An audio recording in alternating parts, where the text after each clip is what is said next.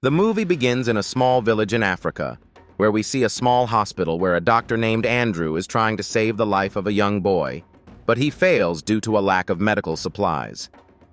At that moment, a villager comes to inform that Boko Haram soldiers are on their way to the village to take them hostage. Andrew immediately rushes to his wife, who is teaching children in a rural school under a tree.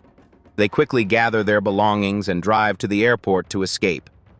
However, things go wrong between the couple on the way when his wife asks if they will return. Andrew, disappointed, replies that he doesn't think things will get better here, which saddens his wife as she loves the area and its people. Upon reaching the airport, they manage to board an old out-of-service plane. The pilot, named Gran, is a bad person with criminal traits, selfish and very stubborn. He demands 10,000 rand from each of them before allowing them to sit. Despite the desperation, Andrew agrees to pay. When Andrew goes to get their bags, the pilot tells him that the ticket doesn't include luggage. With no other options, Andrew reluctantly throws the bags away. Andrew is surprised to find another group of white teenagers, Tyler, Max, and Chrissy, along with their guide Tabo, who will join them on the plane. The plane takes off smoothly but soon starts shaking, and fear fills the air as smoke rises. The plane crashes in the Kalahari Desert, an area full of wild animals, especially lions. Unfortunately, Chrissy dies in the crash, and Tyler is left grieving by her grave. Now, Tyler and the remaining 5 are stranded in the desert, known as the Land of the Lion. Andrew regains consciousness, but finds his wife's legs trapped under the seat. With Tabo's help, he manages to free her, but she suffers severe leg injuries. Andrew finds some bandages to tie her leg and stabilize it with a cloth. The smell of blood is strong due to the heavy bleeding.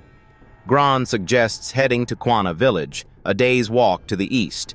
Max disagrees, saying it's to the west, but Gran insists he knows the area well. Due to Gran's arrogance, Max is not allowed to intervene. The group prepares to leave, but Andrew decides to stay with his wife, asking them to send help from the village. Gran leads the group in the wrong direction, and they walk all day without finding any signs of the village. Exhausted and severely dehydrated, Max warns Gran about the wrong path. The group realizes Max was right when they climb a small hill and see the vast desert with no signs of the village. Max loses his temper, grabs Gran's gun, and leaves the group to find the village alone.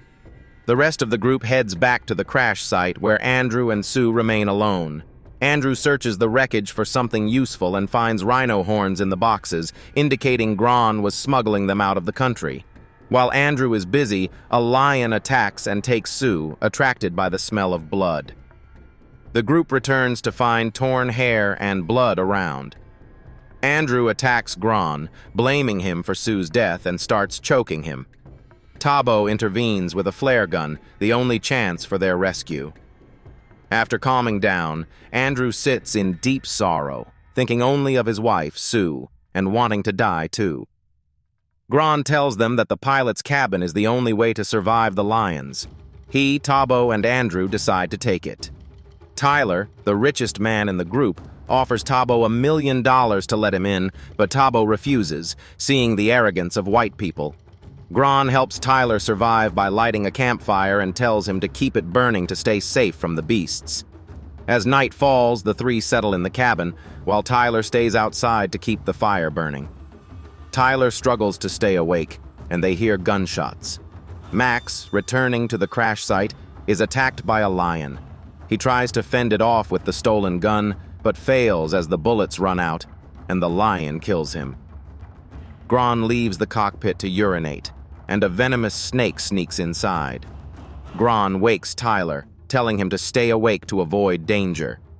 Despite this, Tyler falls asleep, and 3 pairs of eyes gleam in the dark. Suddenly, lions attack Tyler, who has no time to escape and is killed. Gran, Tabo, and Andrew hold the door to prevent the lions from entering. A strong lion attacks, and while they struggle to keep it out, the snake bites Tabo, causing severe pain.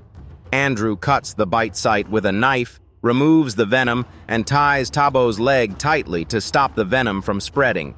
However, he forgets to untie the leg, causing Tabo's leg to become paralyzed. In the morning, Tabo and Gron try to find the way to the village, while Andrew, having lost hope, decides to stay. Gron tries to convince him to come along, but Andrew remains silent. Suddenly, Gron sees Hope as a jeep approaches. However, the joy is short-lived as they realize it's Boko Haram soldiers. They capture the three. Tabo tries to calm them, being the only one who speaks Zulu, but the soldiers see him as a servant to the whites and shoot him in cold blood. They find the rhino horns Gron was smuggling and hold Gron and Andrew hostage, waiting for reinforcements and a truck to take the boxes. After hours of waiting, the armed men fall asleep. Gron and Andrew, a few meters away and unbound, decide to try their luck. Gron slowly sneaks towards them to take their guns, but they wake up, and one starts shooting. With Andrew's timely help, holding the man's hands tightly, they manage to kill the two soldiers. Gron and Andrew try to escape the desert. Gron pleads with Andrew to join him, saying he needs him, and Andrew agrees. Andrew struggles to walk, his leg bleeding from a gunshot wound during the fight. Gron, who was selfish, now takes responsibility for helping Andrew instead of leaving him to die. Gron carries the weak Andrew to a safe place surrounded by rocks and helps him climb a high rock for rest. Unfortunately, two lions smell Andrew's blood and come quickly, but the height prevents them from seeing them. While Andrew sleeps from exhaustion, a scorpion crawls over his face but doesn't sting him. Gron removes it. A strong wind blows, causing a small rock to fall, helping the lions locate their prey. Gron's sudden change of character is strange. He suggests Andrew go find the village and get help. Gron covers himself in blood to distract the lions, allowing Andrew to find a safe path. The lions chase Gron as he runs, while the exhausted Andrew tries to find his way to the village, losing consciousness several times. A hyena attacks him, forcing Andrew to get up and grab a piece of wood to fend it off. As Andrew is about to strike, lightning strikes between them, scaring the hyenas away. Rain begins to fall.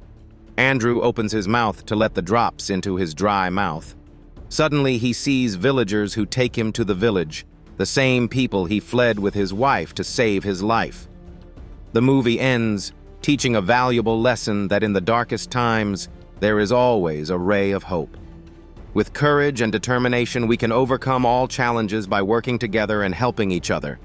Even the most selfish people can change and sacrifice their lives for others.